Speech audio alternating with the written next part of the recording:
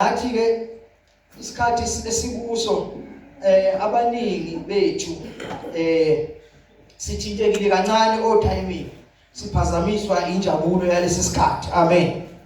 Hallelujah. Izinto ziningi sivakashelwe ihlobo, sivakashelwe abangani, yonke lento and nabo bayidingi attention yethu. Amen. So ingakho ku timing uthi ukulahleka kancane. Amen. Sithi ukuphazamiseka kancane. Amen.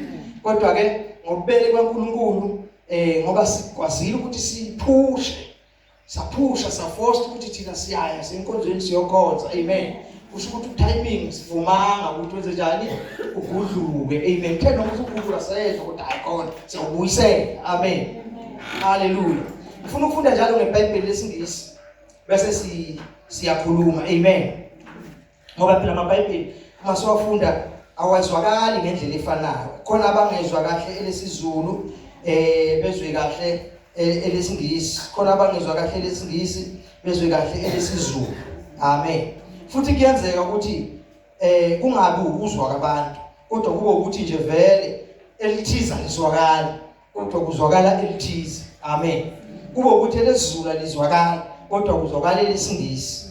Kube nokwenzeka futhi ukuthi kube ukuthi elesingisi kule ndaba lizwakala kodwa kuzwakala kangcono elesizulu. Amen. Nike nayizwa into enjalo uma ufunda iBhayibheli, ukufunda iBhayibheli ufunda uqede kodwa ungahaleluya. Malibonga igama lika Jesu, malibonga igama leNkosi. Amen. Sesifundile ke bazalwane lapho sifunde khona. Noma sesingahamba simakhaya, akekho ongahamba thina ulambile. Amen.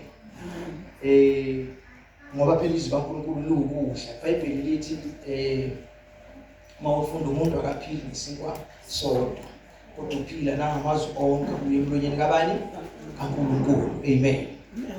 Sesizwile sonke ukuthi uNkulunkulu uthini. Amen. Khona ongezwanga phakamisa isandla ngekhono yethu. Yazi ngizwile bona mfundisi ufunda kodwa khona la ngezwa angizwisisanga kahle. Khona nje yedwa ongaphakamisa isandla. Akufuneki njalo uyikhohlisa. Ufuna ukuhamba negroup necrowd kanti wena uyazi ukuthi angikho kule crowd ethizwile kodwa wena bese uthi nawe uzwile. Amen. Amen. So last one yabona ke bazalwane nje ngithanda ngoba kunale ndaba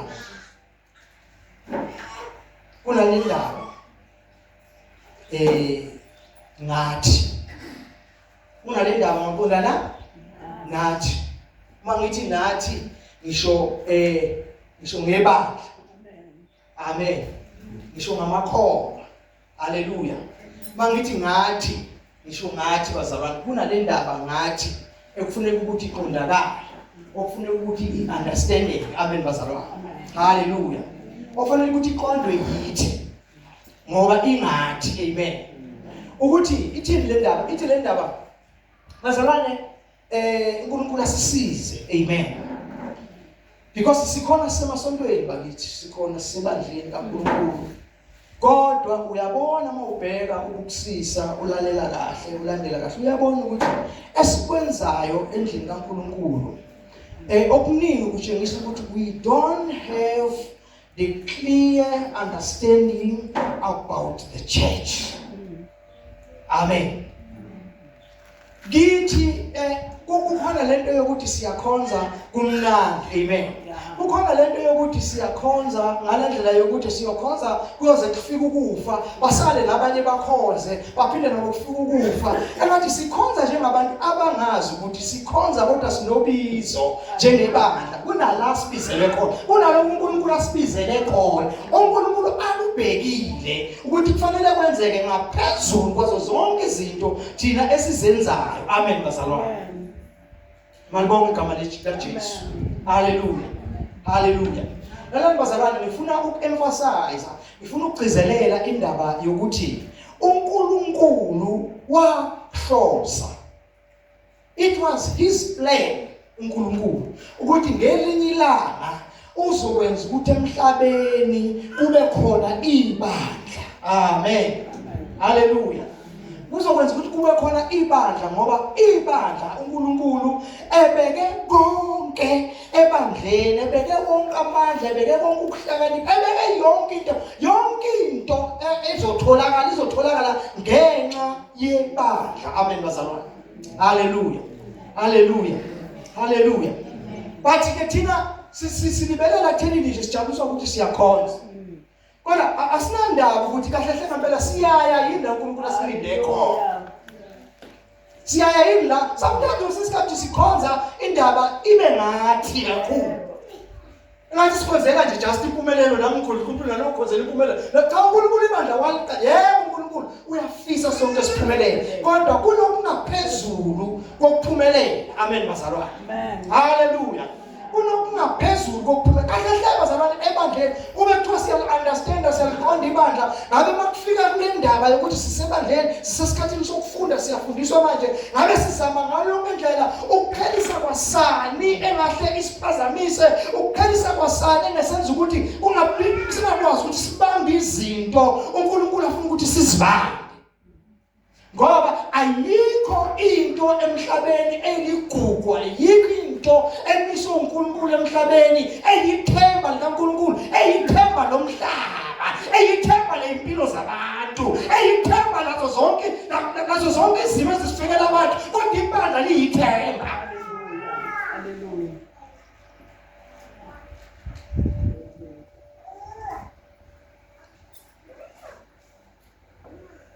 Mhlawumbe lento manje ukuzwakala kancane. Ngiyakhumbula ukuthi kunesikhathi la uNkulunkulu wathi khona kuzowa khona uzamcola. Wathi uNkulunkulu uzamcola. Uzonivuka engakazi sibe khona. Wayesethi uNkulunkulu yabona nje njengoba kuzoba nemvula engakazi sibe khona. Waya kuNowa. uNowa wafumana umusa kuNkulunkulu ngoba abantu bonke bangaleso sikhathi ububi babudlangile kubo, kodwa uNowa wafumana umusa. Wathi uNkulunkulu, Nowa, kuzimvula kuzuzamxola yakho umkhulu yakha ini, wamnikeza ama-measurement, wamnikeza the type of material ofanele ayisebenzise, wamnikeza yonke into. Yabona, kwakuyinto e-agent le, but abantu besikhathi bangaleso sikhathi sikaNowa wamemezela uNowa bayethi uzoba khona uzamxola, bahleka usulu abantu. Bayihlaba usulu abantu indaba kaNowa, but uNowa eyayimenyezelwe kuye indaba azange athole ukuphumula, zangaphumula uNowa. Wabiza abantu bamlekelela, bamakhisa umkhumbi, abanye bamakhisa umkhumbi ngoba babheka ukuthi hayi lelikhahla leli lizosikhokhela. Lekhahla lesithola umsebenzi thina lizokwenza njani? Lizosikhokhela. Babemsebenza naye bakhalayo umkhumbi, kodwa babengakhi ngoba benale desperation yokuthi ngempela lento izosave our lives. Lento ikondene nathi, yethu izosiza thina. Lento is for us for the coming time, for isikhathi esizayo. So is the church. Lijalo ibandla. Ibandla limesela ukusave abantu, abantwana. Limesela ukusave abantu. Kunoma isiphi isikhathi esingabafikela abantu, kunoma yiphi disaster engafikela abantu, ithemba labantu, ithemba labantu lisebandleni. Ibandla yingakho bazalwane, uma ngabe kufundiswe ebandleni, amen, kufanele sidlule ezifundisweni zobungane.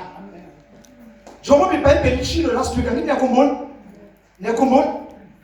Ngathi uyakhumbula kade usakhumbula. Niyakhumbula ukuthi lishilo last week, noma ngasho last week lisho kuleli yakhe. Niyakhumbula ngithi? Sebesaba lokubakhumbula ngoba ngizobuza ukuthi lisho kuliphi iverse, ayiphi incwadi. Vele ngiyafuna ukwazi. Ngoba phela fanele uthisha umuku ukuthi lento engiyifundisayo iyabambeka na. Amen. Bayazi osisimoyo ukuthi akakwazi ukuthi adlule kalula einganeni, azi ukuthi le ngane ngidlula nazo but i-exam yaza ngeke sikwazi ukubuyisela lento zisizakale ziphase ziye phambili ngoba uyayibona ukuthi nathi asibambile kahle. So ukuqikelela nje show ukuthi into ayifundisayo phela ingane zenze njani?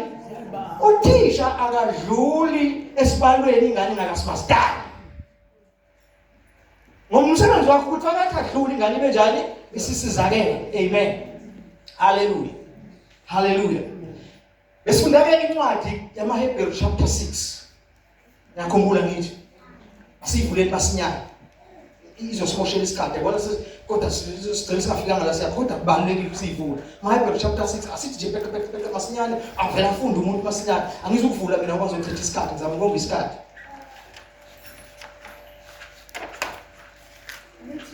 Ngakho-ke masidlule esifundisweni sokuqala. Ngakho-ke masidlule esifundisweni sokuqala ngoKristu. Siqhubekele okupheleleyo. Mana siqhubekele kokupheleleyo.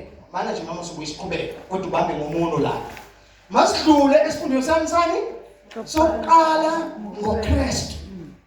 Kodwa sibhikelele kuphi? Kokupheleleyo. Kokupheleleyo. Ngale bazalwane ziningi izifundiso ezikhona ngoKristu esisidingayo eziyifundiso zokuqala lezo bazalwane. Eziyifundiso zokuqala ziningi. Amen. Yilezi ke thina sibambelele kuzona lezo bazalwane. Sakhohlwa okuyikhona kona